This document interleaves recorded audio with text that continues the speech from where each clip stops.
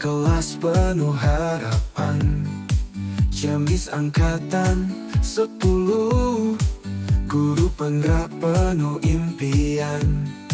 Fasilitator yang bijak, Pak Cahadi yang memimpin, bergerak menuju. Assalamualaikum warahmatullahi wabarakatuh. Berjumpa kembali dengan saya Mai Saro, calon guru penggerak angkatan 10 dari SMP Negeri 2 Cisaga, Kabupaten Ciamis. Pada kali ini saya bersama rekan sejawat saya, Ibu Dika, yang merupakan guru mata pelajaran PKN di SMP Negeri 2 Cisaga. Assalamualaikum Bu Dika. Waalaikumsalam. Bagaimana kabar Ibu Dika hari ini? Alhamdulillah baik Bu.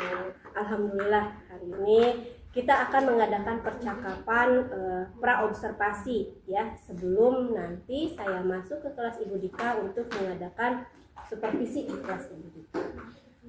Adapun tujuan dari diadakannya supervisi adalah untuk mengetahui dan mengevaluasi jalannya pembelajaran, juga agar Ibu lebih siap dan percaya diri sehingga dapat memberikan pembelajaran yang lebih baik untuk murid Ibu.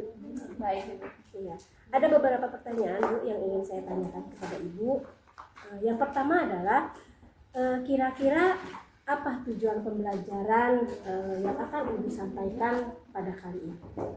Tujuan pembelajarannya, siswa diharapkan mampu menghayati nilai-nilai Pancasila sebagai karunia dari Tuhan Yang Maha Esa. Kemudian bagaimana area pengembangan yang ingin Ibu capai? Area yang ingin saya kembangkan yaitu saya ingin meningkatkan motivasi belajar siswa khususnya pada materi Ibu tentang Pancasila. Ya. Kemudian bagaimana rancangan pembelajaran yang akan Ibu terapkan, mungkin dari strategi pembelajarannya, model pembelajarannya, atau yang lainnya. Untuk strategi pembelajarannya saya menggunakan pembelajaran berdiferensiasi. Untuk metodenya itu saya menggunakan ceramah interaktif, tanya jawab, dan diskusi kelompok. Ya. Lalu media apa yang akan Ibu gunakan untuk pembelajaran kali ini? Media pembelajarannya saya menggunakan handphone, kemudian ada laptop, ada infocus, ada video pembelajaran, dan ada lembar kerja peserta didikku. Baik. Nanti saya akan masuk ke kelas Ibu untuk melakukan supervisi di kelas Ibu, dan kemudian saya akan mencatat selama pembelajaran Ibu apa yang sudah Ibu lakukan selama pembelajaran, kemudian bagaimana keefektifan media pembelajaran yang Ibu gunakan, kemudian sesudah itu mungkin kita akan mengadakan percakapan lagi, bercakap-cakap setelah supervisi di pasca supervisi nanti Ibu.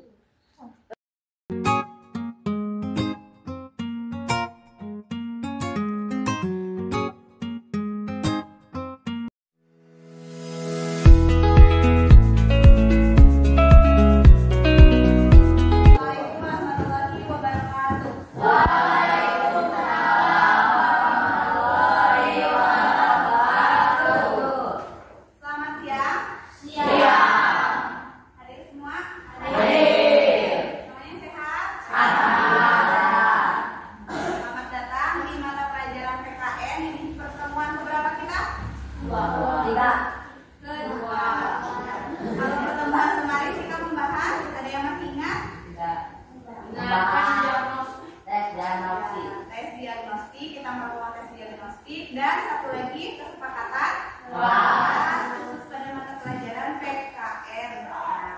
Hari ini ya, pada pertemuan hari ini kita akan mulai memasuki pada materi bab 1. Kalau di buku paket itu ada yang paling awal ya.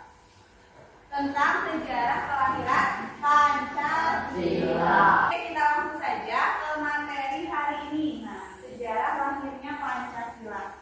Kalian harus tahu dulu ya, tujuan pembelajaran pada pertemuan hari ini, peserta didik mampu menghayati sejarah kelahiran Pancasila sebagai karunia dari Tuhan Yang Maha Esa. Harus disyukuri. belajar hari ini nanti kalian tuh harus mampu.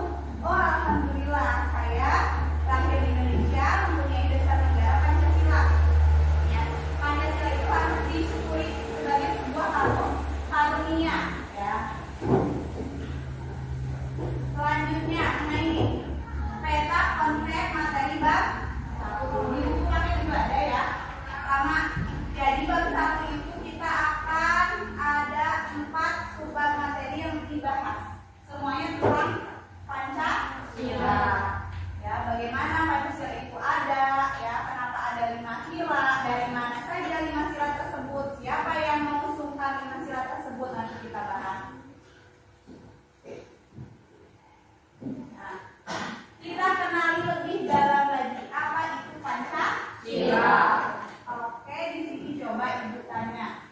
Sebutkan sila kedua. Kemanusiaan yang benar. Oke. Sebutkan sila keempat. Kerajaan yang dipimpin oleh umat kebijaksanaan dalam urusan perwakilan. Ya, bisa apa lagi? Coba A lagi, sila keempat. Rakyat yang dipimpin oleh umat kebijaksanaan dalam permusyawaratan perwakilan. Ya, Daniel, sila pertama.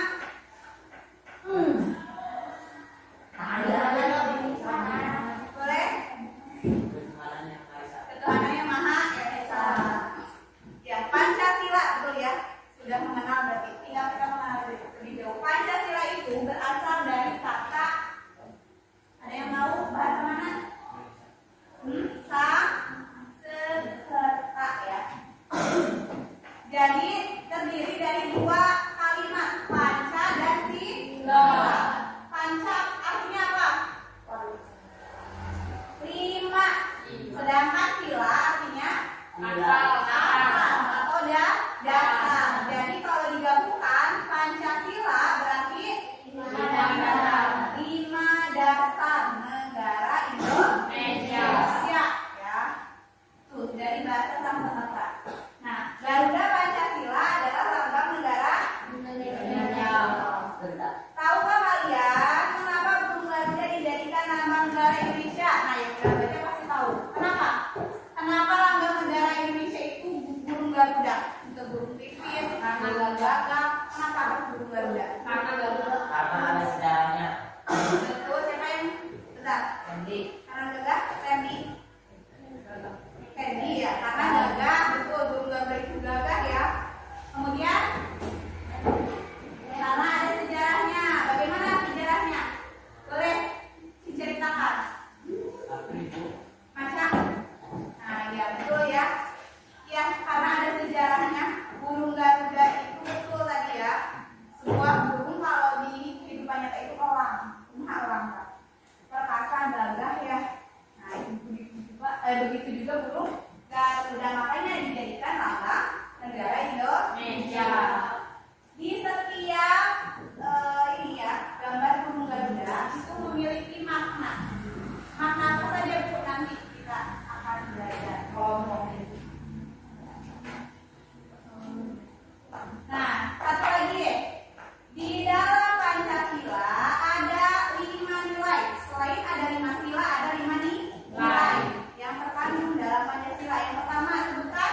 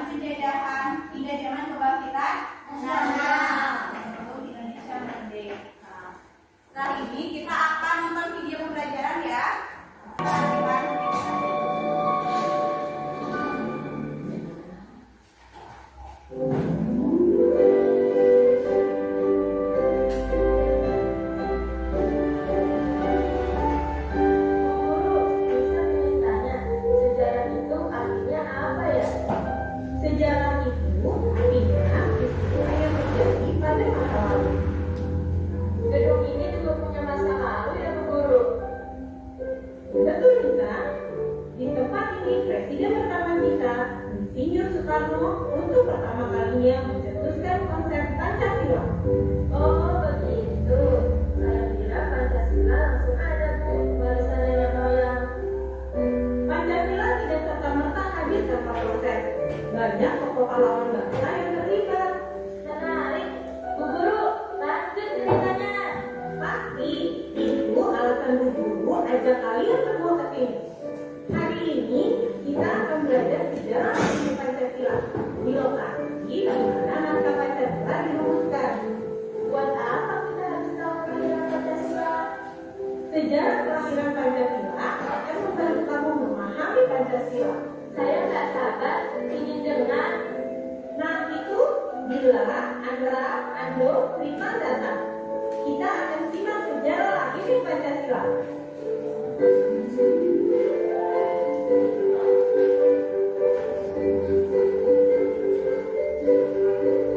Anak-anak yang duduk tadi, inilah gedung Pancasila tempat pertama kali konsep dasar negara kita dicetuskan. Inilah bukti bahwa kemerdekaan bangsa kita dipersiapkan melalui pemikiran yang panjang. Dasar negara dirumuskan melalui proses yang matang. Indonesia dijajah oleh Jepang selama 3,5 tahun. Saat itu, Jepang juga sedang berperang melawan sekutu. Jepang ingin bangsa Indonesia membantu mereka. Maka, untuk menarik simpati bangsa Indonesia, Jepang berjanji akan memberikan Indonesia kemerdekaan.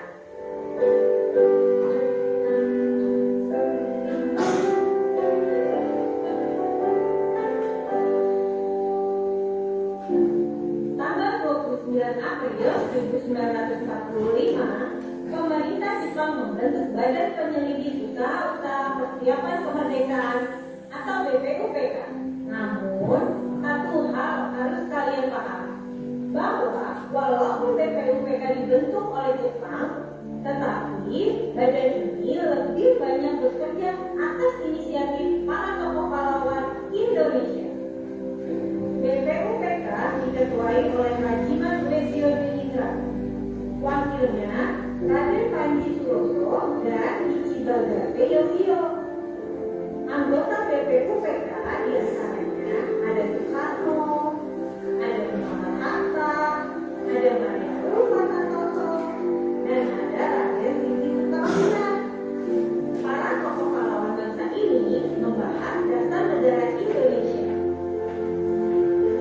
Pada tanggal 1 Juni 1940, Dasar negara Pancasila siapa tadi? Siapa katanya? Dari Soekarno. Nah, dari Pierre Senior Soekarno. Oke, sekarang masih banyak ya videonya. Sekarang Ibu ingin mengelompokkan kalian. Jadi belajarnya hari ini belajar kelompok. Ini sudah ada 4 LKPD, 5 sih ya, sebenarnya 5. Kelompoknya 4 orang. Coba cari teman satu kelompoknya 4 orang. Bebas. Kalau sudah, kalian duduknya ke kelompok mana? Campuran, mohon boleh, laki-laki dengan perempuan boleh, perempuan boleh. Yang penting 4 orang, 4 atau 3.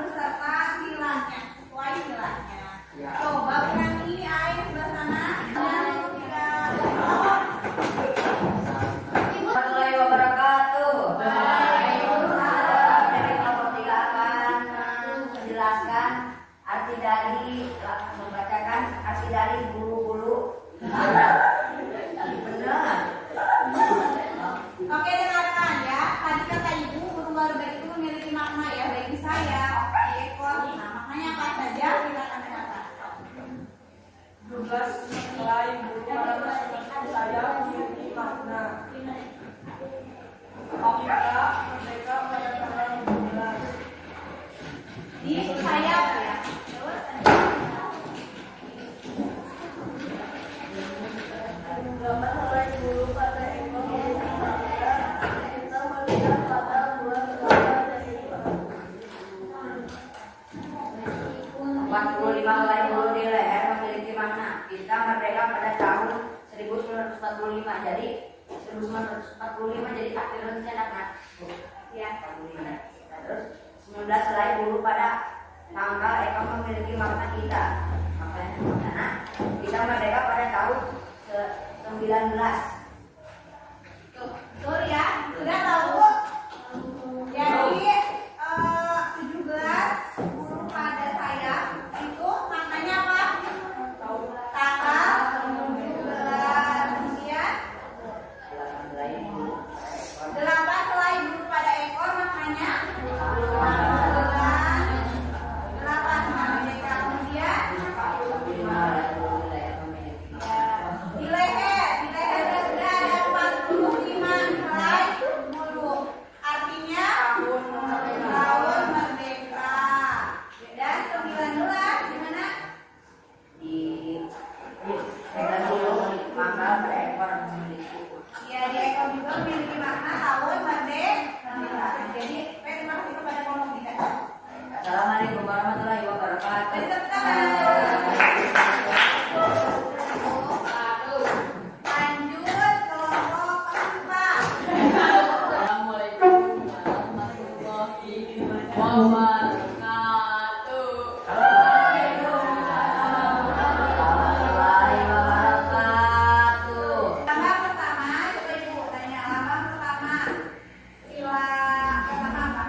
Bintang. Tiga.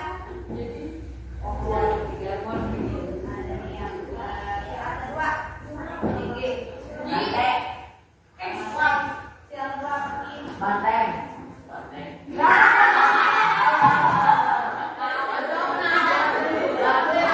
Ada 15. Sila keempat. Bintang. Bintang. Bintang. Pecem. Kembali. Sila kedua ibu. Tangan. Sila keempat. Sila ketiga mana aja diajar wah ini.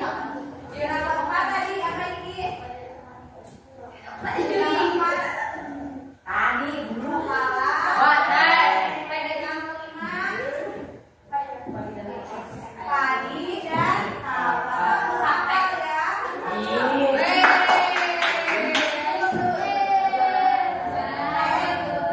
Assalamualaikum warahmatullahi wabarakatuh. Oke, terima kasih kepada setiap guru yang telah mempresentasikan hasilnya. Lanjut. Dan kita mengenal lebih jauh tentang Pancasila ya, lambangnya, bunyinya, kemudian makna dari suku Garuda, ya, kemudian sampai pengamalan sila di kehidupan sehari-hari. Materi pada pertemuan hari ini cukup di sini saja ya, cukup sampai di sini. Bagaimana pembelajaran hari ini menurut kalian? Bisa mengenal? Kita lanjutkan di pertemuan selanjutnya. Terima kasih atas perhatiannya. Pertemuan selanjutnya kita akan belajar nilai-nilai Pancasila yang digali dari ini serius ya ibu ya. Minggu depan hari Senin, iya kita akan belajar tentang nilai-nilai Pancasila itu dari mana. Oke? Nah, sudah ibu persiapkan materinya tapi tidak tersampaikan hari ini. Sudah? Terima kasih. Assalamualaikum warahmatullahi wabarakatuh.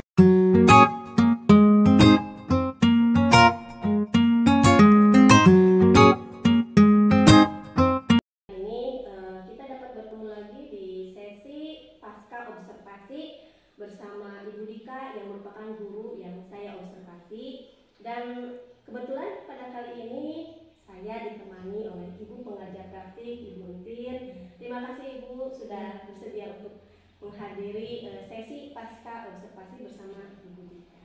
Assalamualaikum Bu Dika. Waalaikumsalam Ibu. Senang kembali bertemu ya Bu Dika, sudah observasi pada hari tadi ya. Di pasca observasi ini Bu Dika, ada beberapa pertanyaan yang ingin saya ajukan terkait pembelajaran yang sudah Ibu lakukan di kelas tadi. Hasil observasi yang sudah saya laksanakan memiliki tujuan untuk mengevaluasi pembelajaran yang sudah dilakukan oleh Ibu Dika tadi di kelas.